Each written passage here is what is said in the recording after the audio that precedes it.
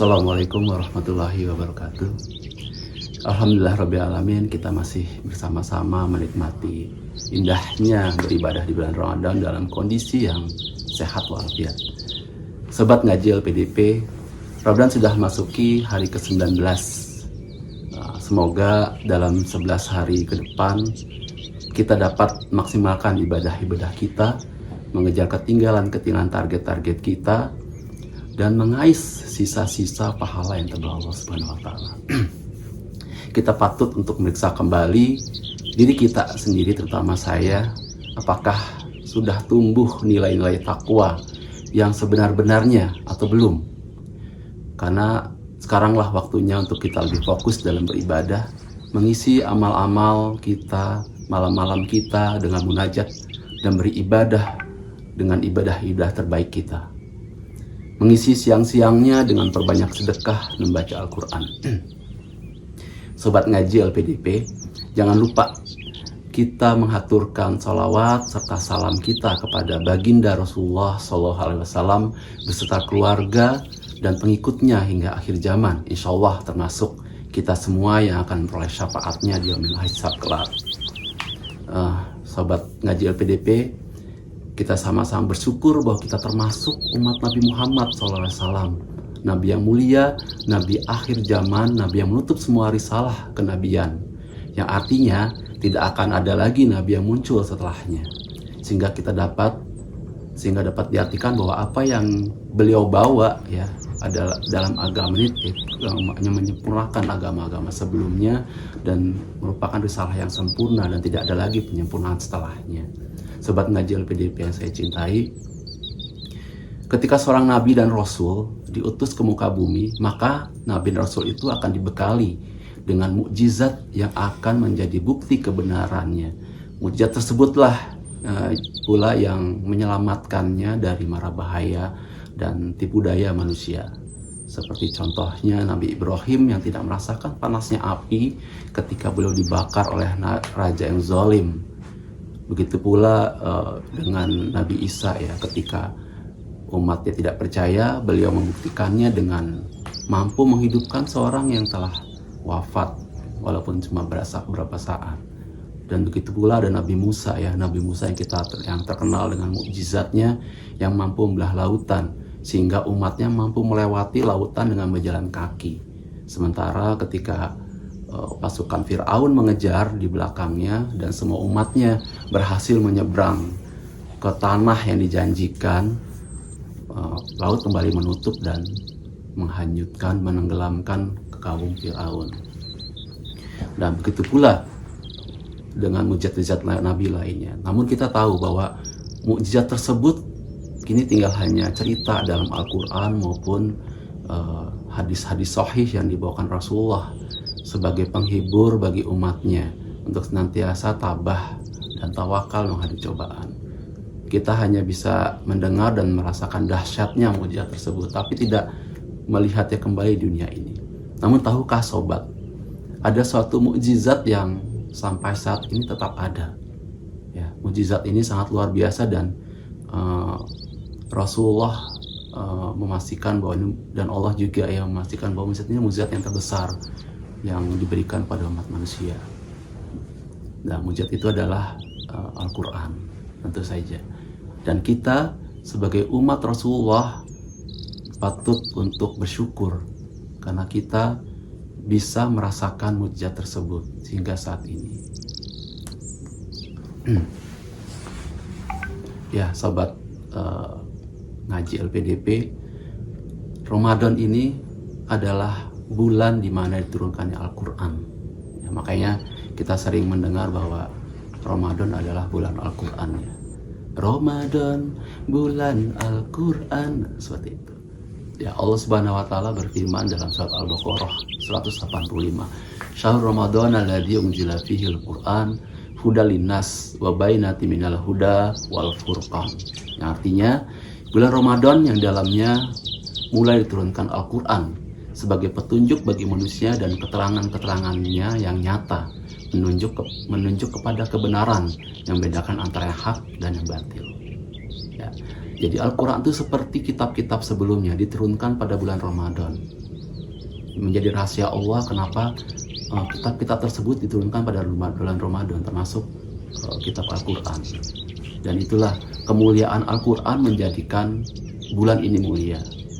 Lalu malaikat yang diutus untuk menyampaikan ayat-ayat Al-Quran kepada Rasulullah menjadi malaikat yang paling mulia di antara malaikat lainnya.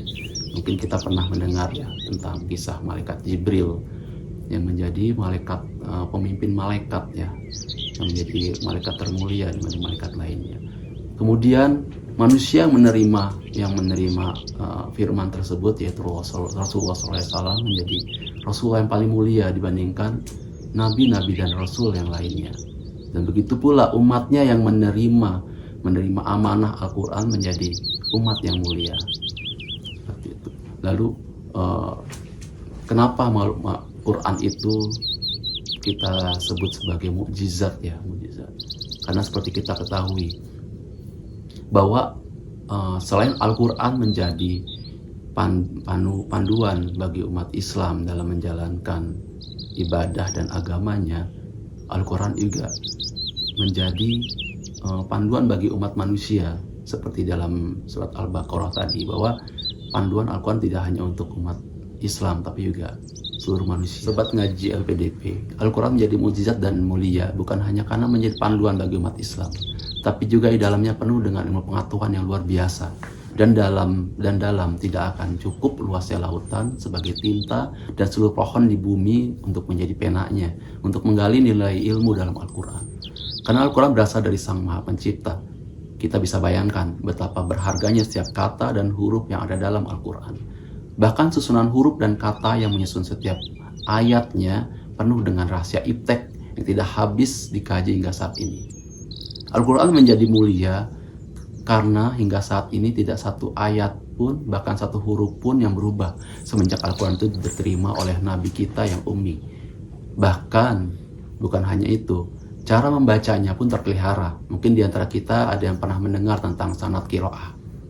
Lalu bagaimana dengan orang-orang yang mendedikasikan dirinya untuk menjaga Al-Quran hingga akhir hayatnya? Tidak ada yang lebih baik balasan baginya kecuali surga. Bukan hanya itu, kemuliaan Al-Quran akan senantiasa bersamanya dan menjadikannya mulia di sepanjang hidupnya, baik di dunia maupun di akhirat tentu saja. Allah Subhanahu wa Ta'ala menjauhkan dirinya dari segala mara bahaya dan tipu daya dunia. Sobat ngaji LPDP, sementara orang lain merasakan sempitnya alam kubur dan beratnya timbunan tanah, belum lagi malaikat-malaikat yang sangar yang setiap hari datang memberikan pukulan yang pedih pada para penghuni kubur tersebut. Allah Subhanahu wa Ta'ala menjadikan kuburan bagi seorang hafiz seperti taman-taman dalam surga. Para makhluk bawah tanah tersebut sungkan untuk mendekati jasadnya. Bahkan bolak-balik para malaikat tadi memberikan salam dengan senyuman yang paling manis kepada hafiz tersebut. Mungkin di antara kita pernah menyaksikan video viral tentang pengangkatan seorang hafiz yang hendak dipindahkan jasadnya, mungkin karena ada pembangunan jalan tol gitu ya, atau pembangunan apartemen, dan kuburan hafiz harus dipindahkan gitu ya, dipindahkan ke tempat lain. Dan ketika digali kuburannya, diangkat jasadnya, para penggali tersebut dan para saksi-saksi mata terkaget-kaget dengan kondisi para hafiz tersebut yang padahal sudah bertahun-tahun di kubur masih utuh, bahkan kain kafannya pun tidak terlihat lusuh. Sementara umat manusia kesulitan di alam mahsyar, kekhawatiran menghadapi timbangan amal dan titiran Shiratal Mustaqim, sang hafiz yang ikhlas senantiasa tersenyum pada saat itu. Allah Subhanahu wa Ta'ala telah memastikan jalannya menuju surga. Namun ketika ingin masukinya, sang hafiz berhenti sejenak, lalu menanyakan kepada Allah tentang janjinya yang pernah disampaikan oleh Rasulullah SAW, bahwa ia berhak untuk memberi syafaat kepada 40 orang. Kemudian memilih orang-orang terdekatnya, orang-orang yang mendukungnya menjadi seorang hafiz, terutama orang tuanya. Mereka sudah berada di tepi neraka itu, tiba-tiba saja mereka dihadapkan kepada pintu surga. Waktu itu mereka bingung kenapa mereka tiba-tiba tidak berada di pintu surga. Lalu Allah berfirman bahwa ini berkat sahabat hafiznya, anaknya yang hafiz, keponakannya yang hafiz.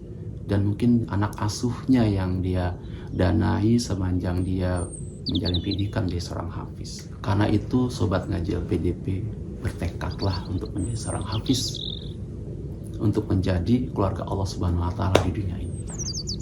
Tapi jika merasa sulit dan tidak mungkin, tidaknya ada di antara keluarga kita menjadi hafiz. Jika tidak mungkin juga, setidaknya kita menjadi sahabat para hafiz tersebut, untuk memastikan mereka mengenali wajah kita nanti, agar kita menjadi yang terpilih dari 40 orang tersebut yang mendapatkan syafaatnya, dan kita termasuk di dalamnya. Amin ya rabbal alamin. Demikian Sobat Ngaji LPDP, ngaji tausiah from home kita kali ini. Semoga ada manfaat. Hari ini kita berpuasa sampai sore. Jangan lupa siapkan kolaknya. Kalau ada kata aneh ini yang saleh, mohon dibukakan pintu maafnya ya. Wassalamualaikum warahmatullahi wabarakatuh.